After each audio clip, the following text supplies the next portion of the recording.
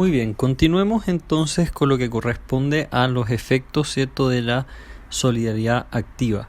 Y veamos primero lo que se refiere a las relaciones externas, es decir, aquellas relaciones que van a existir entre los acreedores solidarios y el deudor.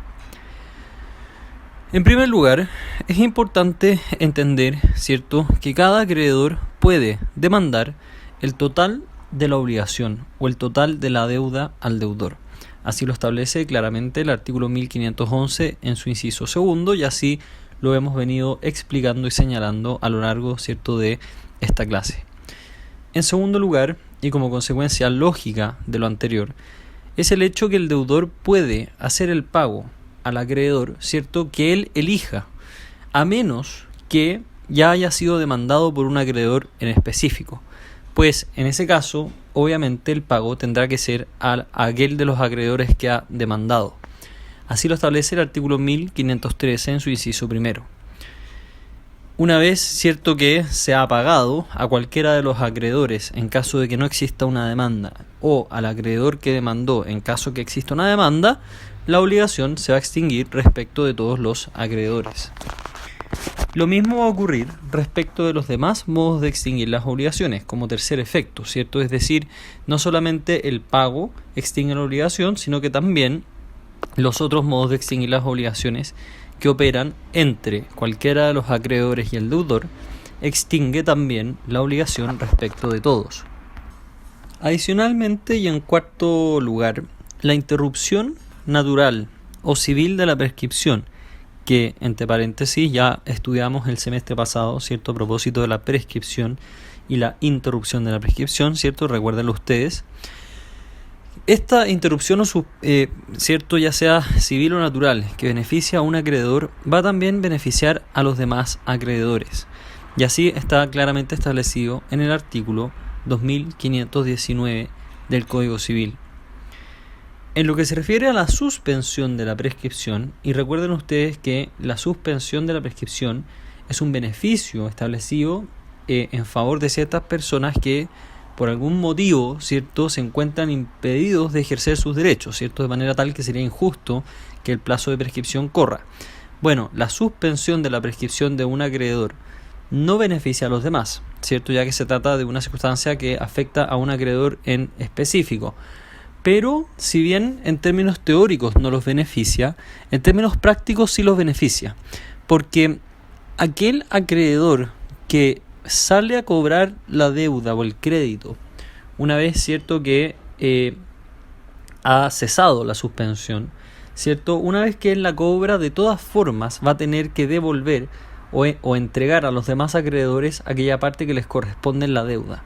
De manera tal que, si bien teóricamente hablando la prescripción se va a suspender únicamente en favor de ese acreedor en específico, en la práctica, aunque los demás acreedores no hagan nada y respecto de ellos el plazo de prescripción transcurra, este tercer acreedor, digámoslo tercero, porque imaginemos que hay tres, este tercer acreedor, ¿cierto?, cuando demanda y logra el cobro del crédito, de todas formas va a tener que entregar a los coacreedores aquella parte que les correspondía.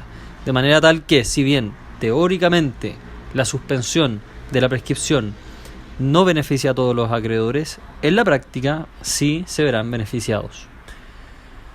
Como quinto efecto, tiene que ver con el hecho de la mora, ¿cierto? Y cuando uno de los acreedores constituye al deudor en mora, por ejemplo, a través de una demanda, y vamos a ver bien más adelante qué es lo que es la mora, ¿cierto? Este retraso o retardo imputable en el cumplimiento de la obligación, ¿cierto? Una vez que uno de los acreedores demanda al deudor, ¿cierto?, y lo constituye en mora, ¿cierto?, el deudor se entiende constituido en mora respecto de todos los acreedores, ¿cierto?, sin necesidad de que todos ellos salgan a demandar al deudor, ¿cierto?, lo cual es bastante lógico y coincide plenamente con el espíritu, el sentido y la finalidad misma de la solidaridad. Y finalmente, y en sexto lugar, las medidas precautorias que se puedan decretar en favor de uno de los acreedores van a favorecer también a los demás, ¿cierto? Y esto es sumamente relevante porque piensen ustedes que aquellos de ustedes que ya tengan derecho procesal y comprendan bien lo que son las medidas precautorias, si uno de los acreedores logra obtener una medida precautoria en beneficio suyo, esa misma medida precautoria va a beneficiar a los demás coacreedores, ¿cierto?, solidarios. Esos son los efectos que se producen en la solidaridad activa respecto de las relaciones externas. Hablemos ahora de las relaciones internas, es decir, las relaciones entre los acreedores. Y cuando pensamos en las relaciones internas, es importante entender que al final del día cada uno de los acreedores tenía un interés en la deuda, ¿cierto? Una porción o una cuota, por así decirlo. De manera tal que el acreedor que recibe todo, ¿cierto?, la totalidad del crédito, luego va a tener que reembolsar a cada acreedor la respectiva cuota, ¿cierto? A menos que, piensen ustedes cuál es el caso en que yo no debería reembolsarle nada al otro. Bueno, el caso en que no hay que reembolsarle nada al acreedor respectivo, ¿cierto?, es que existan ciertos acreedores no interesados, es decir, que derechamente no tenían ninguna porción en el crédito.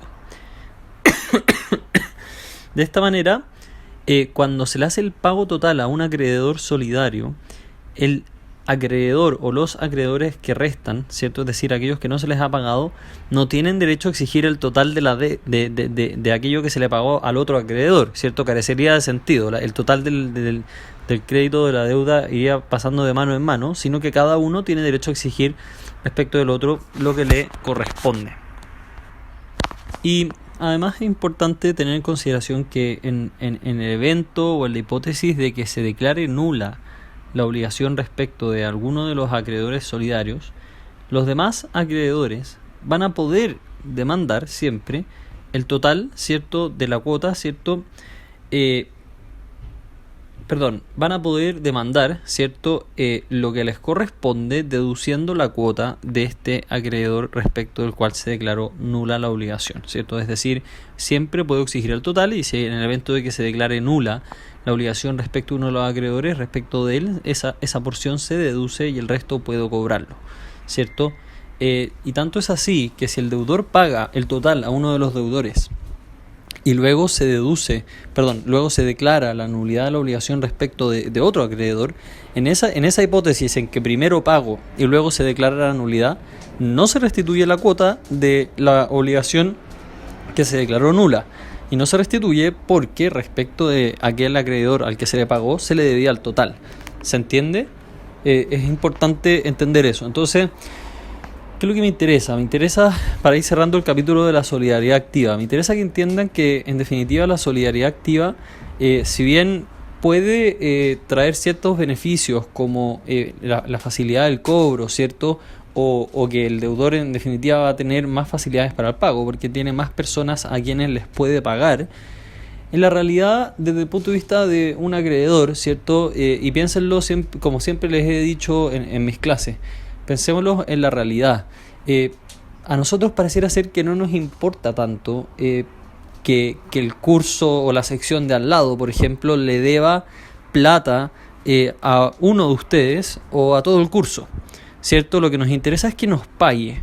Y la verdad es que, claro, si todo el curso y el profesor somos acreedores solidarios, eso significa que cualquiera de nosotros va a poder pedirle al curso de al lado, digamos que el curso de al lado es el deudor, el total de la deuda. Pero no me da una mayor garantía de que me vayan a pagar, ¿cierto?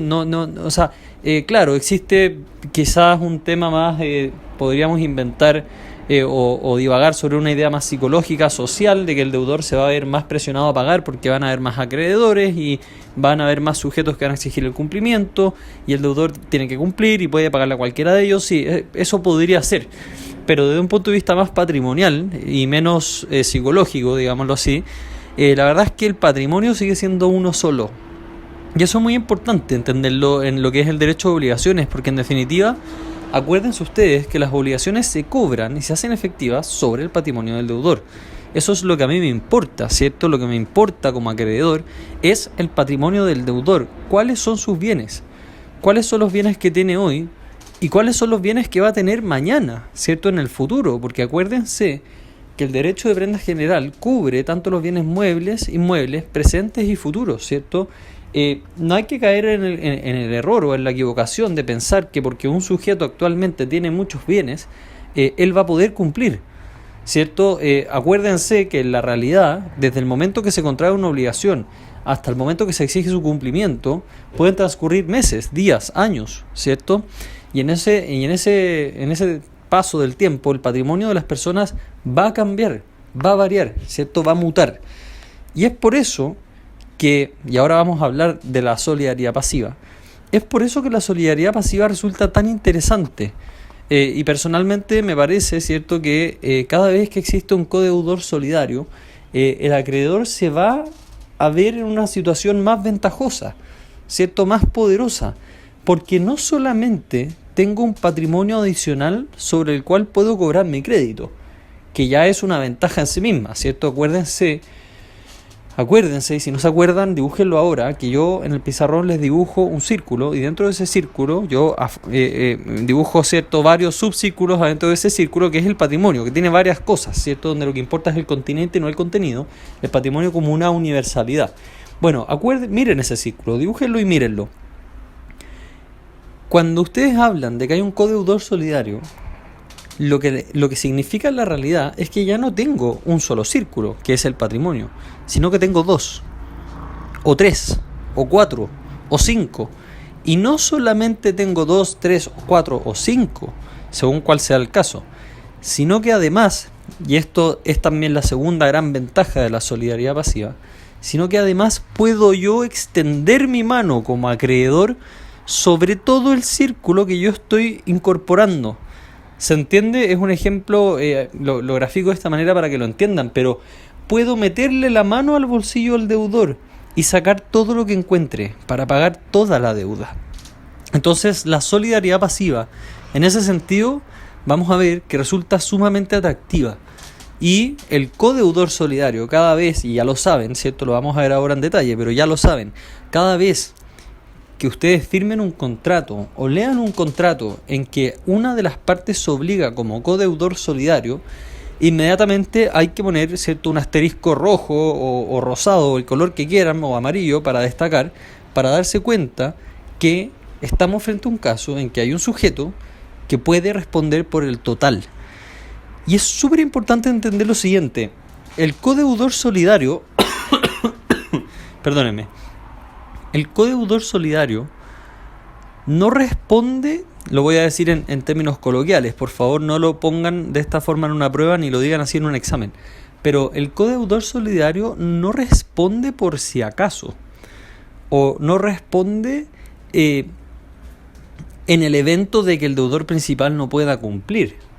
No es el codeudor solidario una especie de comodín, por así decirlo, o deudor de segunda categoría, para nada. El codeudor solidario es un sujeto respecto del cual se le puede exigir el total de la obligación de forma inmediata, directa, y la elección depende del acreedor, ¿cierto? No podría María decir que no le cobren el total del crédito porque primero se lo tienen que cobrar a Juanita. No. ¿Por qué? Porque se obligó como codeudora solidaria, ¿cierto?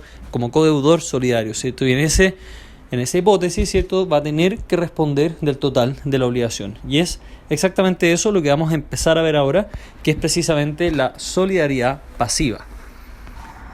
Bueno, una vez más repetir el concepto, ¿cierto?, que es bastante similar a lo que ya hemos visto. Cuando hablamos de la solidaridad pasiva, hay que pensar, ¿cierto?, en aquellas obligaciones que recaen sobre una cosa divisible, en la que existen varios deudores, y el acreedor va a poder demandar, ¿cierto?, la totalidad del crédito a cualquiera de los deudores, ¿cierto?, extinguiendo la obligación respecto de todos, ¿cierto? Es decir, tenemos un acreedor, ¿cierto?, varios deudores, ¿cierto?, solidaridad pasiva, varios deudores, ¿cierto?, y este acreedor puede exigir el total de la obligación respecto de cualquiera de los deudores. ¿Cuál es la gracia o beneficio? Que si cualquiera de los deudores paga, ¿cierto?, se extingue la obligación respecto de los demás, ¿cierto? Piensen el ejemplo que poníamos en la clase anterior del restaurante. Son varios los sujetos deudores que están sentados en la mesa y el acreedor, uno solo, el restaurante, puede exigirle el total de la cuenta a cualquiera de ellos.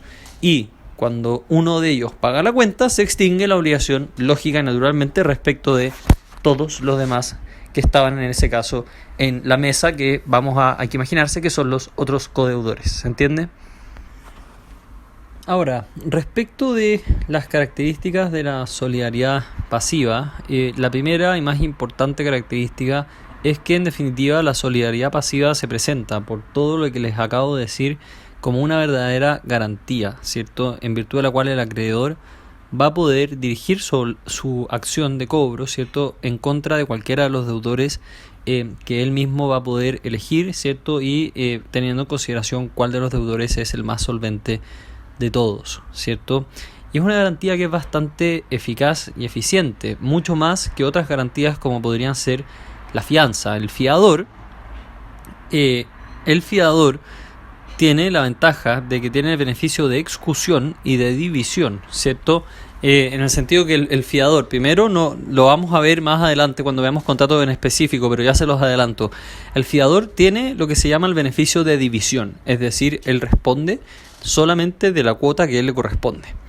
Y además tiene el beneficio de excusión. Siguiendo con la misma expresión que les dije antes, el fiador sí es un sustituto, sí es un comodín, ¿cierto? El fiador tiene un beneficio de excusión. Él puede decir, no me vengas a cobrar a mí todavía, cóbrale primero a Juanito y luego respondo yo.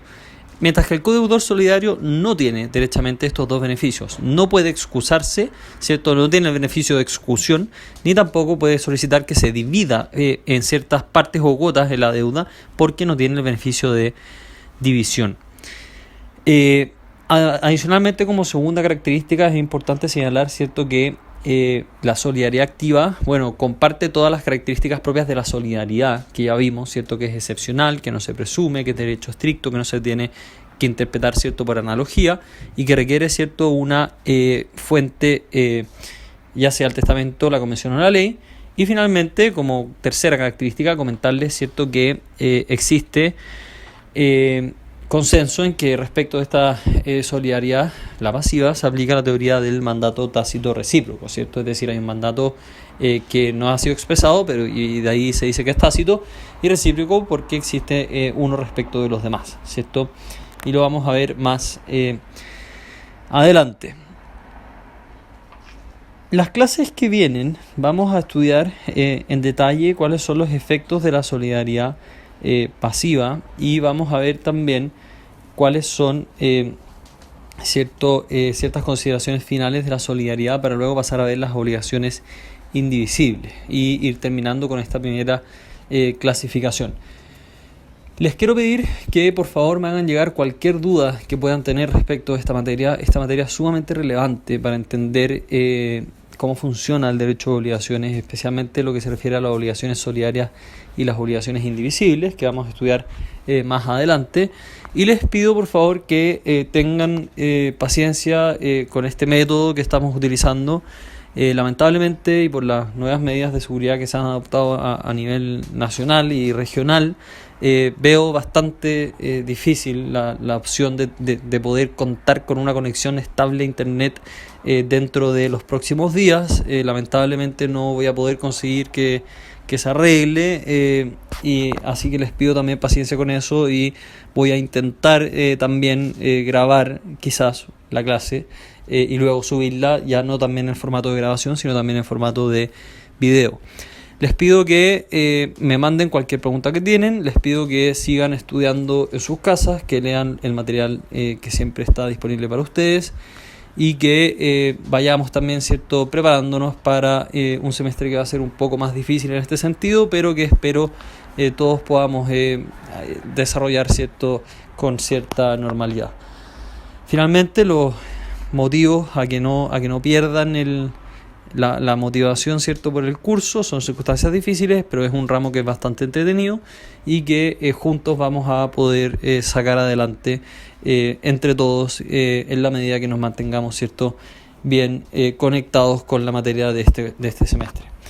Más adelante les voy a subir, seguramente mañana o bien el mismo día viernes, les voy a subir más grabaciones, generalmente en cada una de 20 minutos o de entre 30 y 40 según cómo vayamos avanzando.